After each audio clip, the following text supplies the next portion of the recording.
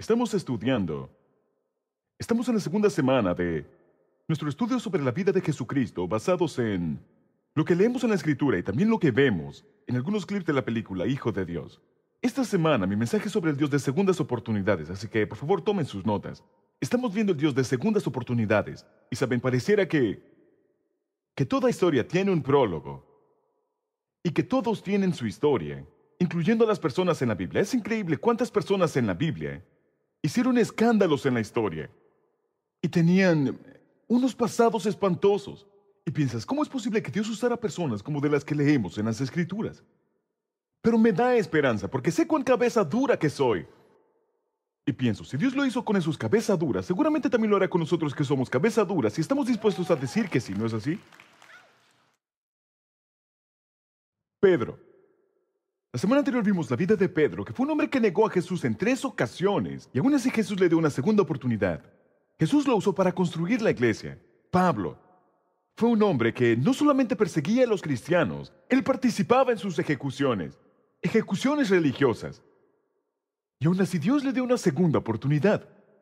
Y Pablo llevó el Evangelio a la mayor parte del mundo de aquellos días y escribió cerca de la mitad del Nuevo Testamento. Vemos en el Antiguo Testamento una mujer llamada Rahab, que era una prostituta. Dios le dio una segunda oportunidad y utilizó su vida para ser la tatarabuela del rey David. Vemos al mismo David. El hombre era un adúltero. Cometió adulterio con la esposa de uno de sus mejores amigos y luego lo ocultó, mandándolo a matar. Pero Dios le dio una segunda oportunidad. Dios dijo, este es un hombre conforme a mi corazón. Moisés era un asesino. Gedeón era un cobarde. Jonás era un intolerante. Pero Dios usó a todas estas personas. Él les dio segundas oportunidades. Él es un Dios de segundas oportunidades. Y ahora veremos la vida de otra persona a quien Dios le dio una segunda oportunidad. Es la historia de un hombre llamado Mateo. Mateo es una de mis personas favoritas en la Biblia. Su libro es mi libro favorito en la Biblia. La Biblia en realidad no dice mucho sobre Mateo. Pero si ves lo que está allí, esto de hecho nos cuenta mucho. Si solo tomamos el tiempo para pensar en el mensaje de la vida de Mateo. Él es uno de los discípulos de Jesús, es uno de los apóstoles, es uno de los grandes, pero también tenía un estilo de vida escandaloso. Y su historia es una historia de sublime gracia. Y su historia también es la historia del escandaloso amor de Dios. Pero antes de entrar en esta historia, quisiera preguntarte acerca de tu historia. Quisiera hacerte un par de preguntas. ¿Qué piensa Dios de ti? ¿Cuál es la opinión de Dios sobre ti? Cuando Él piensa en ti y cuando te ve, Él piensa en tu pasado. ¿O acaso sueña en tu futuro? ¿Piensa en todos los errores que has cometido? ¿O acaso piensa en los planes que tiene para tu vida? ¿Acaso mueve su cabeza? ¿O tiene un gran deleite en la persona en que te está formando en Cristo? La respuesta a esas preguntas, cómo contestas esas preguntas, tendrá un impacto profundo con cómo te ves a ti mismo, con cómo ves a Dios y con cómo ves a otras personas.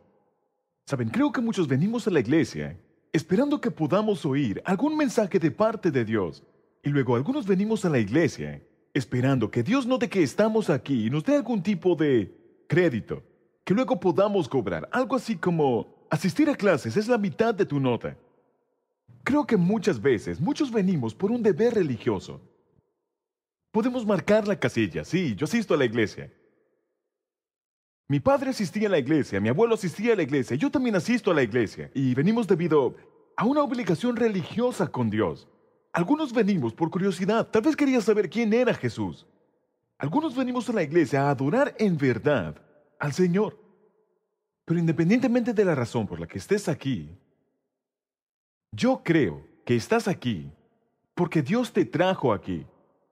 Tal vez hayas venido por voluntad propia, tal vez hasta hayas conducido tu auto, pero no significa que fue tu idea. Dios orquestó las cosas en tu vida para traerte aquí, porque Él te quiere decir algo hoy. Y yo creo en primer lugar que Dios quiere que escuches de Él. Y así de amado eres tú. Él te ama. Él te ve. Él se preocupa por tu vida. Él sabe todo lo que está ocurriendo en tu vida. Y Él te trajo aquí para decirte que te ama. Él no te trajo aquí para regañarte. Él no te trajo aquí ahora para hacerte sentir mal acerca de ti mismo, o tal vez para hacerte sentir mejor acerca de ti mismo con respecto al hombre del que leeremos. Te trajo aquí porque Él quiere que sepas que te ama. Para algunos de ustedes es todo lo que necesitaban oír para irse a casa. Pero Él te ama. No importa quién seas. No importa lo que hayas hecho. No importa dónde hayas estado. Dios es un Dios de segundas oportunidades. Y Él quiere reunirse contigo y darte una segunda oportunidad, al igual que se la ofreció a Mateo. Así que eso es lo que veremos el día de hoy. Un hombre que tuvo una segunda oportunidad. Lo que sí sabemos sobre Mateo es que Mateo era un recolector de impuestos. También sabemos que Mateo era judío.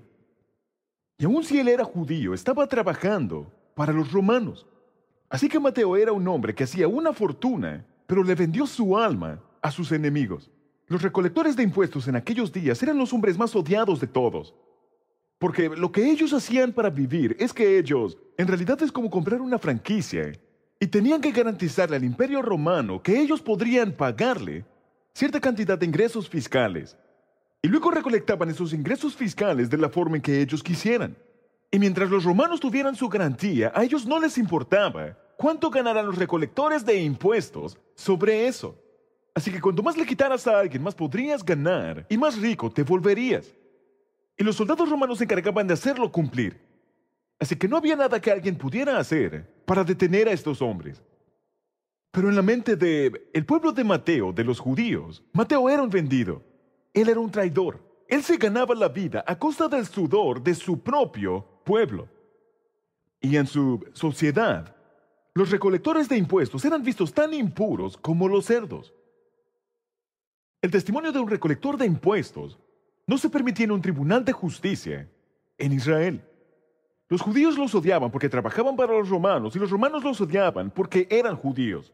Así que los únicos amigos que tenían eran otros recolectores de impuestos igual a ellos. Mateo sabía que lo que estaba haciendo no estaba bien, pero había mucho dinero de por medio. Y mientras pensaba en la vida de Mateo esta semana, pensaba, ¿cuál sería la motivación de un hombre para llevar ese estilo de vida? Obviamente sabemos lo que otras personas pensarán de él. Así que, ¿qué es lo que lleva a un hombre a eso? Porque no creo que haya sido una decisión instantánea. Pero tuvo que haber dentro de él un amor al dinero que tal vez solo era superado por el amor a sí mismo. Y ciertamente él tenía una enorme indiferencia hacia el bienestar de su propio pueblo. Tal vez él tenía desesperación en su vida. Tal vez vio las condiciones de su nación y pensó, esto nunca mejorará. Esta será la única vida que tendré, así que será mejor que le saque todo el provecho que pueda y no me preocuparé por nadie más. Así que con cada recolección de impuestos, con cada transacción que él hizo en su vida, con cada persona que le rogaba por justicia, su corazón se enduró más y más porque no podía permitirse ser blando. Si se permitía ser blando, todo terminaba para él. Pero con todo este dinero que recolectaba, Mateo era un hombre en bancarrota. Estaba espiritualmente en bancarrota, porque su propio pueblo le había dicho que los recolectores de impuestos no tenían esperanza de que Dios escuchara sus oraciones. Los recolectores de impuestos tenían prohibido entrar a la sinagoga. Sería como decir, no dejaremos que un recolector de impuestos hoy en día venga a la iglesia. A algunos de ustedes tal vez les agrade la idea. No los dejaban ir a la iglesia, lo que significaba que los recolectores de impuestos decían, Dios no escuchará mis oraciones. No tengo derecho siquiera de pedirle misericordia. Con respecto a mi relación con Dios, se ha terminado. No tengo esperanza. De hecho, los líderes religiosos de esos días dijeron que los recolectores de impuestos eran absolutamente irredimibles, que sin importar lo que hicieran para arreglar las cosas, que Dios no tendría nada que ver con ellos nunca, por lo que habían hecho. Así que imagino que si yo fuera Mateo, estaría pensando, ¿sabes? Arruiné mi posibilidad de ir al cielo. Mi meta es conseguir todo lo que pueda mientras esté aquí, porque cuando esto se termine, literalmente será un infierno pagarlo. Y ese es Mateo. Pero un día, Jesús entró en la vida de Mateo. Y con tan solo una palabra, Él cambió todo en la vida de Mateo. Y vamos a ver esas dos palabras hoy. Y mientras vemos la vida de Mateo, las lecciones que aprendemos de él son las mismas lecciones que podemos aprender de nosotros mismos. Porque Jesús, como vamos a ver, Jesús vio a Mateo por quien él era. Así que esto es lo primero que quiero que escribas, porque esta es la lección que aprendemos en la vida de Mateo. Jesús me ve como estoy. Por favor, escríbelo.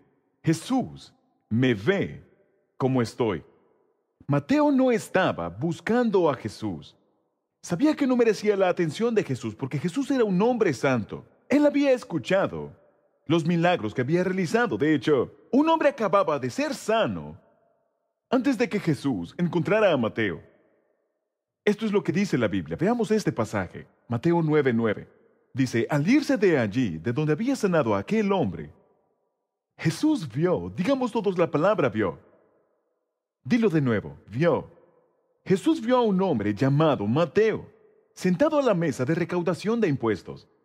Sígueme, le dijo. Y Mateo se levantó y le siguió. Eso fue muy sencillo, palabras muy simples, bastante directo.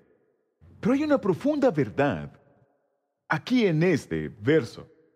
Porque cuando la Biblia dice que Jesús vio a Mateo, no significa que solamente lo vio de reojo. Lo que esa palabra ver en particular significa es que Él puso su atención sobre Él lo percibió y Él lo entendió. Algo así como si alguien te explicara algo y luego tú dices, ya veo. ¿Cierto? Es ese tipo de ver. Jesús vio a Mateo. Jesús entendió la condición de Mateo. Jesús entendió la opinión de Mateo sobre sí mismo. Jesús entendió la opinión de otras personas, cómo ellos percibían a Mateo. Y Jesús le dijo una palabra. Él le dijo, sígueme.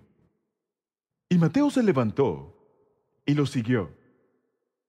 Y al igual que Jesús vio a Mateo como estaba, Jesús te ve a ti como estás. Él te entiende. Él ya entiende tu trasfondo. Jesús te entiende. Él te ve. Ahora quisiera que veamos la siguiente escena de la película Hijo de Dios y luego hablaremos de esto. Veámosla.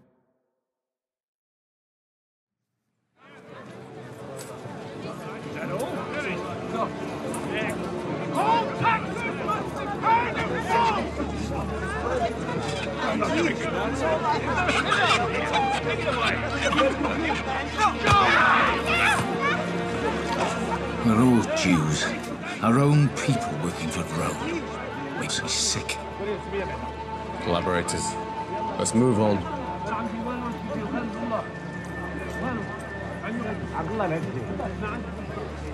They're stinking vermin. You should keep your distance from them. 2 men went to the temple to pray. One a Pharisee, and the other one a tax collector. The Pharisee prayed, God, I thank you that I'm not like other men. Thieves, adulterers,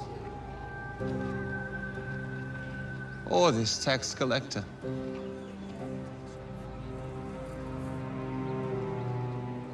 But the tax collector didn't even look up to heaven.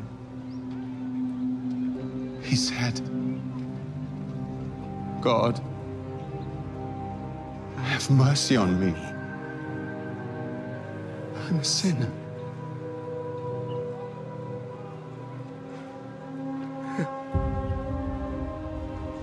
God bless the tax collector, not the Pharisee. Anyone who praises himself will be humbled, and anyone who humbles himself will be praised. Matthew, come.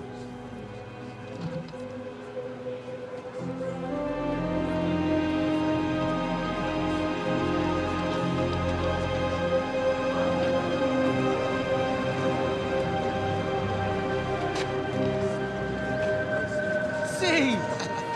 Now he even calls the sinners to follow him. One has to wonder of the sins committed by his other followers.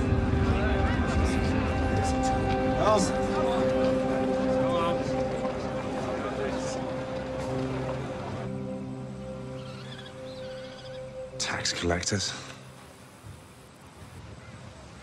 There's not a thread of good in any of them. Thomas, Jesus has not come for the good, but for the sinners. He gives people a second chance. We should too. ¿No es eso genial?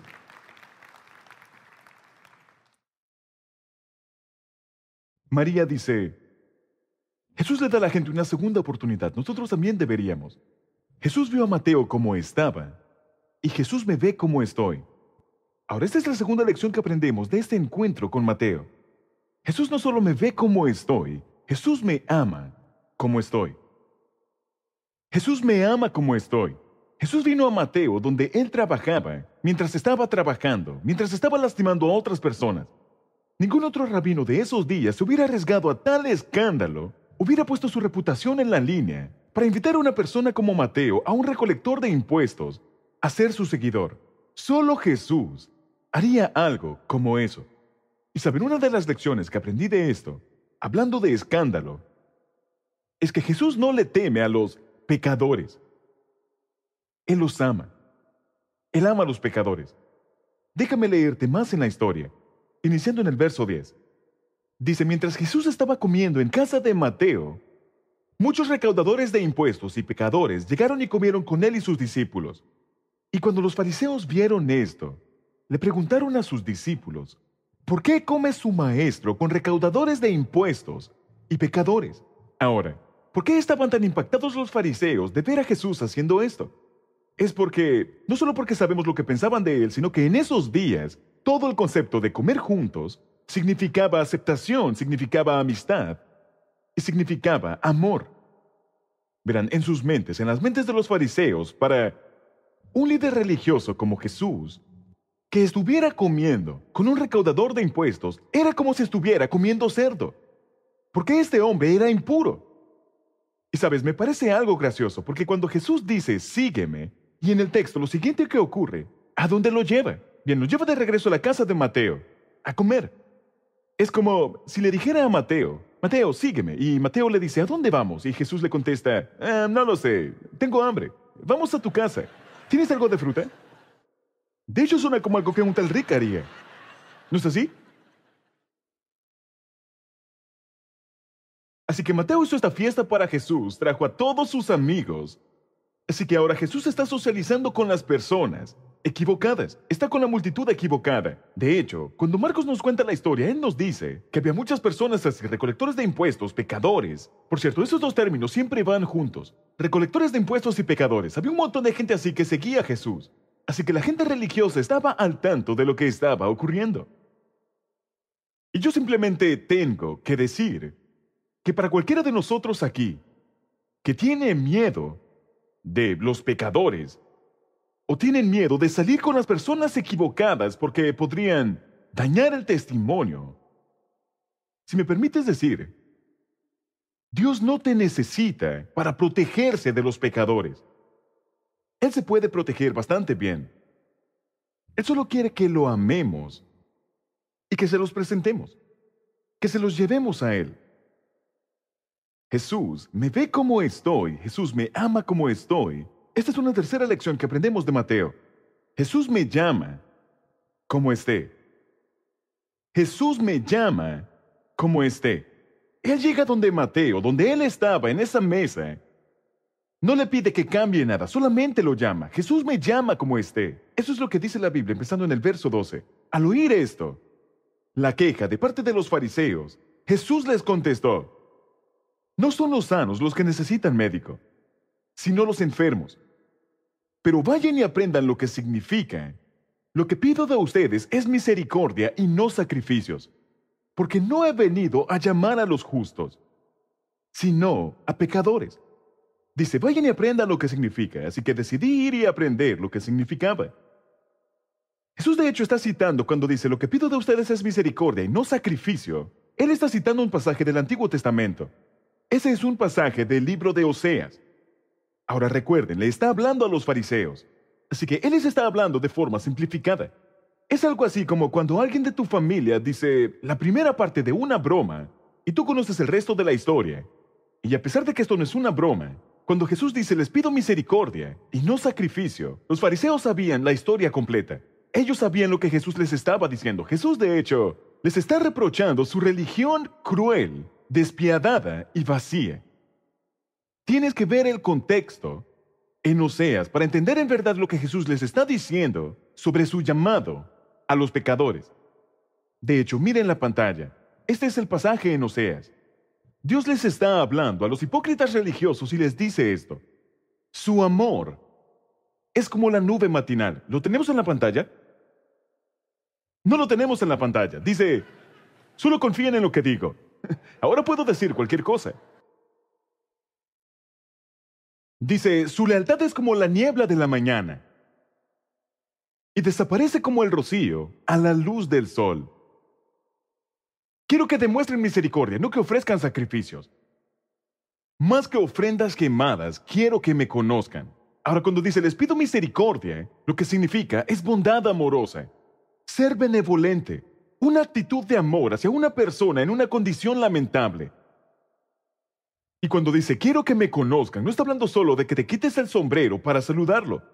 Lo que está diciendo es, quiero que me conozcas personalmente, vivencialmente, no solo en teoría. Es decir, lo que Dios está diciendo en ese pasaje y lo que Jesús les está recordando a los fariseos es que Dios está diciendo, yo no quiero que sean religiosos, quiero que amen a otras personas y quiero que me amen a mí. Yo no deseo sus reglas, deseo una relación. Y es a eso que Jesús llamó a Mateo.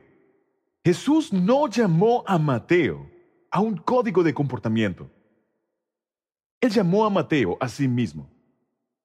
Él no llamó a Mateo a una religión. Él lo llamó a una amistad. Él le dijo, sígueme. No le dijo, sigue estas reglas. Tan solo le dijo, sígueme. Jesús me ve como estoy. Jesús me ama como estoy. Jesús me llama como esté. Pero hay una cuarta lección aquí. Y es esta. Jesús no me deja como estoy. Jesús no me deja como estoy. Es tan maravilloso conmigo que su invitación para Mateo fue inmediata. Es una increíble imagen de misericordia y de gracia. Él no hizo a Mateo saltar por un montón de aros de fuego. Él no lo regañó. Él no le dijo a Mateo, ¿qué es lo que has hecho? ¿Por qué hiciste eso? ¿En qué estabas pensando? ¿Cuál es el problema contigo? ¿No te avergüenzas de ti mismo? Jesús no le dijo ninguna de esas cosas, solo le dijo, sígueme. Y luego Él cambió la vida de Mateo. Le dijo, sígueme, y luego resolveremos todo lo demás en el camino. Y eso es misericordia. Es una invitación a un hombre totalmente indigno en una condición vergonzosa, a tener una relación personal con Jesús. El llamado de Mateo es una imagen de la gracia de Dios.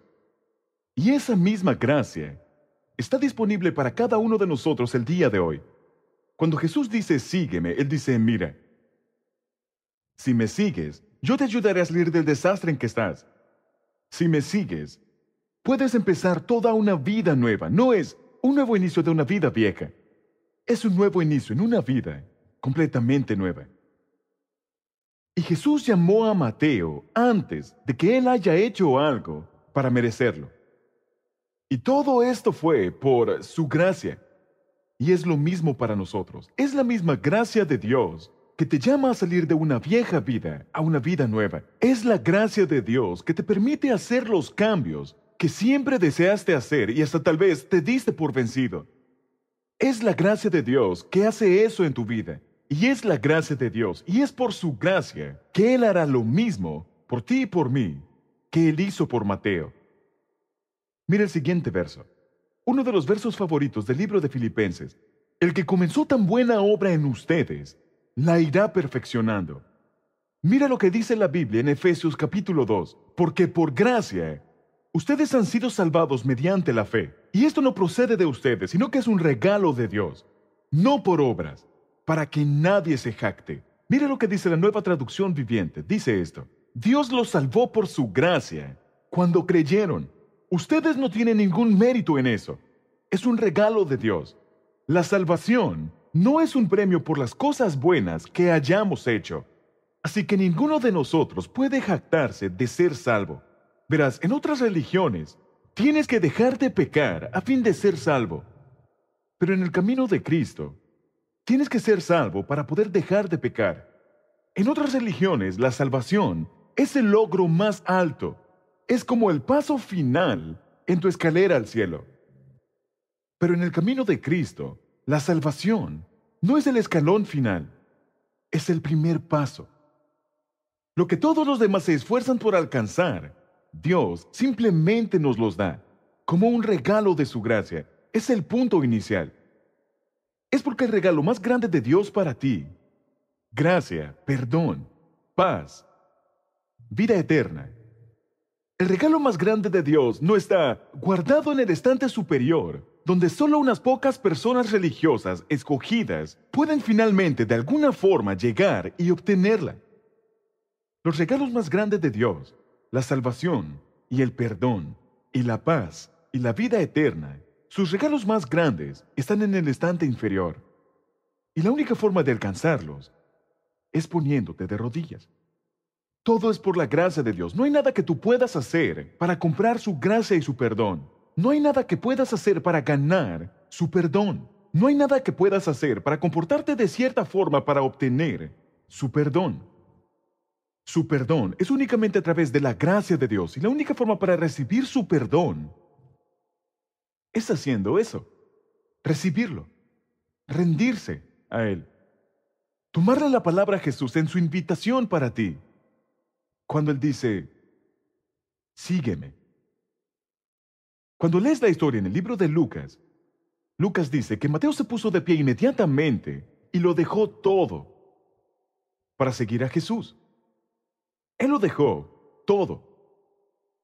Verás, Mateo no podía regresar a su antiguo estilo de vida. Piensa en esto.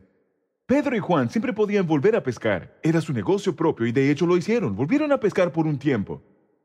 Pero Mateo sabía que él no podía regresar. No podía decir, sabes, esta cosa con Jesús no funcionó. Volveré a mi antiguo empleo. No podía. Él había abandonado su puesto. Los romanos no le regresarían esa posición. Y tampoco había judío alguno que fuera a darle algún trabajo, no después de todo lo que le había hecho muchas personas. Así que él estaba dentro en esto. Ya no hay vuelta atrás para Mateo. Esta es una decisión desesperada. Esta es una decisión importante. Mateo lo dejó todo. Todo. Para seguir a Jesús.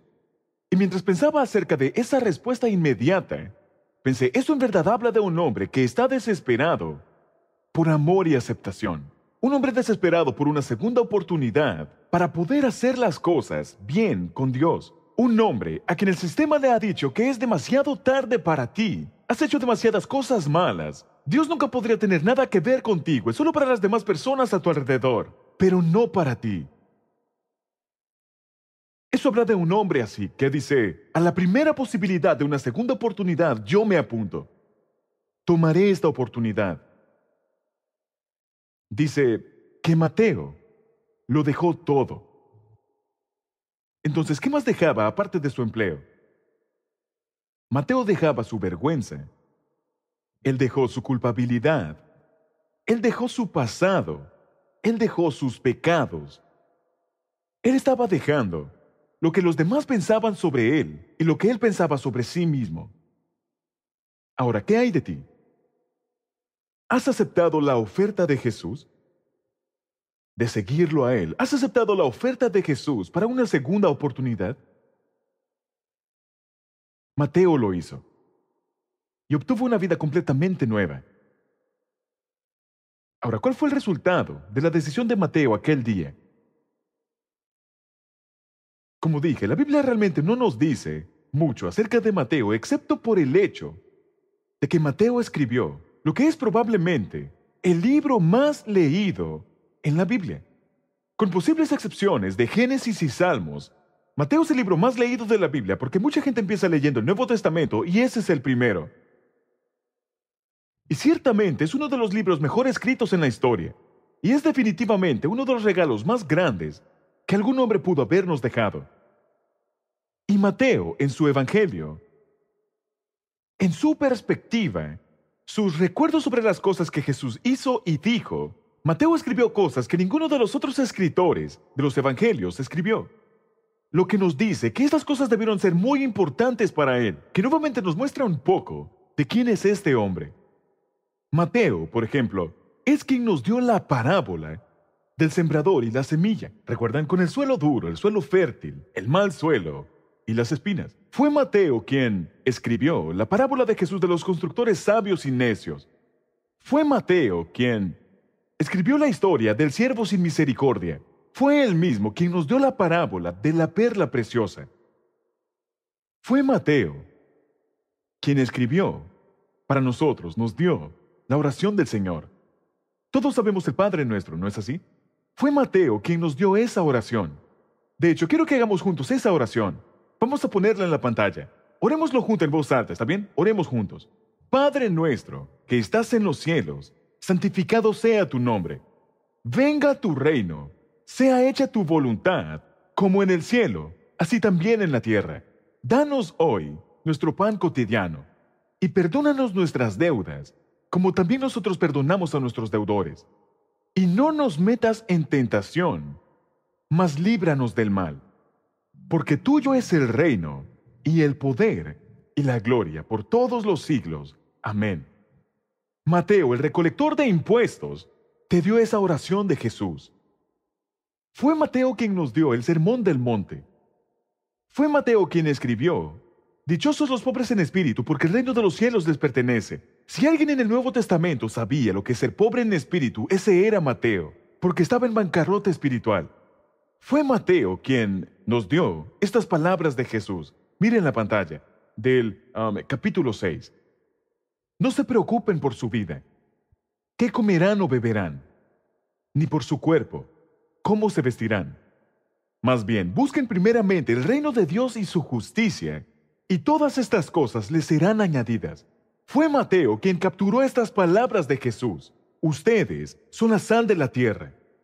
Ustedes son la luz del mundo.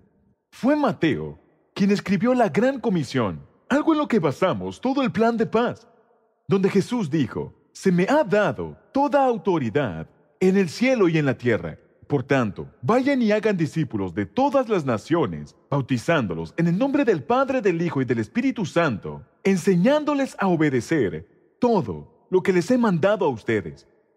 Y les aseguro que estaré con ustedes siempre, hasta el fin del mundo. Y fue Mateo quien escribió una de las más grandes palabras de consuelo. Cuando Jesús dijo, vengan a mí, síganme, vengan a mí. Todos ustedes que están cansados y agobiados, y yo les daré descanso. Carguen con mi yugo y aprendan de mí, pues yo soy apacible y humilde de corazón, y encontrarán descanso para su alma. Porque mi yugo es suave, y mi carga es liviana. Esa también es una invitación para ti. Ven a mí, sígueme. Vengan a mí todos ustedes que están cargados, y yo les daré descanso. ¿Hay alguien aquí cargado hoy? ¿Hay alguien aquí que diga, le vendría bien algo de descanso a mi alma?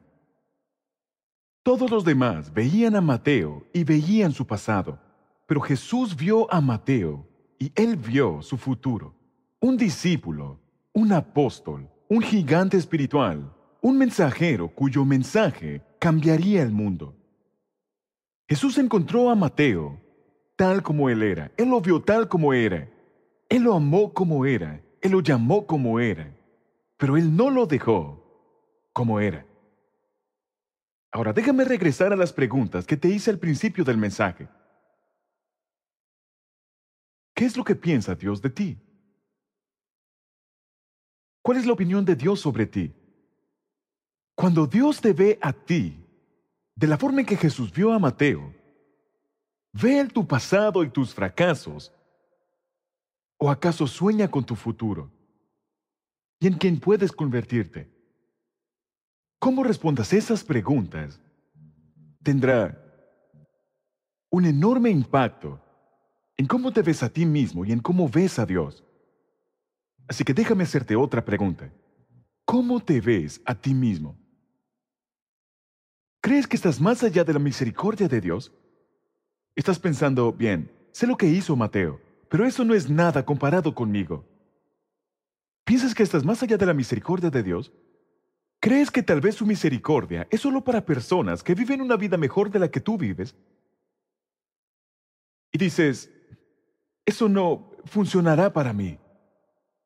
Lo que estás diciendo es que la muerte de Jesús en la cruz, su muerte y resurrección son insuficientes, que de alguna forma se queda corto con tu pecado y que Dios no tiene idea de lo que tú hiciste. Así que Él está impactado y consternado, y lo que hiciste, eso no lo vi venir. ¿Cómo puede ser esto posible? Creo que me he quedado corto. ¿En serio piensas que puede ser verdad? La Biblia dice, en 1 de Juan 1:9, si confesamos nuestros pecados, Dios, que es fiel y justo, nos los perdonará y nos limpiará de toda la maldad. Toda la maldad. Piensa en eso. ¿Cuál es la peor cosa que hayas hecho alguna vez? Jesús dice, yo ya he pagado la condena por eso. Está cubierto. Nadie está más allá del alcance de Dios. Nadie está más allá del perdón de Dios. No existen casos imposibles para Dios. El verso favorito de todos en la Biblia, Juan 3:16, lo escuchamos todo el tiempo, que de hecho no le prestamos atención cuando lo escuchamos. Mira lo que dice. Porque de tal manera amó Dios al mundo que ha dado a su Hijo unigénito, para que todo aquel que en Él cree no se pierda, sino que tenga vida eterna. Pero dices, sí, pero ¿qué hay de mis pecados? Todo aquel que en Él cree. ¿Pero qué hay de mi drogadicción, de mi alcoholismo? Todo aquel que en Él cree. ¿Qué hay de mis adicciones y mis hábitos? Todo aquel que en Él cree. ¿Qué hay de lo que he hecho para lastimar a otras personas? ¿Qué hay de mis crímenes? Todo aquel que en Él cree no se pierda, sino que tendremos una vida eterna. La única persona en el mundo que puede mantener tu pecado entre Dios y tú, eres tú. Deja de intentar convencer a Dios de su misericordia. No puedes hacerlo. Solo recibe su gracia y su misericordia. Responde a su invitación. Él te ve, Él te conoce, Él te ama. Él te llama para decirte, sígueme. Y tampoco te dejaré de la forma en que estás. Tienes la oportunidad de tener toda una nueva vida. La Biblia dice esto en 2 de Corintios capítulo 5, que todo el que pertenece a Cristo se ha convertido en una persona nueva. La vida antigua ha pasado, una nueva vida ha comenzado. La vida de Mateo nos muestra que no existe ningún límite en lo que un hombre o mujer perdonado puede hacer para la gloria de Dios y que no hay hombre o mujer perdonado que Dios no pueda usar para su gloria. Vamos a orar juntos. Y mientras disponen su corazón, yo oraré un poco y luego te dejaré orar a ti. Oremos de esta forma, digamos, Señor Jesús. Primero, quiero agradecerte por la vida de Mateo. Qué gran historia y qué gran lección es esta para mí. Y Dios, te agradezco por tu misericordia. Te agradezco por tu gracia. te agradezco, porque tú me ves como estoy, porque me amas como estoy, porque me llamas como esté, pero no me dejarás como estoy. Y Señor, hoy quiero dejar atrás mi pecado y quiero escoger seguirte. Y si nunca antes le has abierto tu vida a Jesucristo, si tú al igual que Mateo pensaste es muy tarde para mí, quiero que hagas esta oración en tu corazón. El Señor te escucha. Solo di, Dios, tú sabes quién soy, lo sabes todo sobre mí. Y no me esconderé de ti. Quiero tomar tu oferta. Señor, quiero seguirte. Quiero que me hagas una nueva persona. Quiero vivir una vida que te agrade. Ya no quiero seguir viviendo esta vieja vida. Señor, perdóname por mis pecados. Dame un nuevo corazón. Escribe un nuevo futuro para mi vida. Y Señor, enséñame a vivir una vida que te agrade. Jesús, hoy día te recibo como el Salvador de mi vida. Y oro esto en tu nombre. Amén.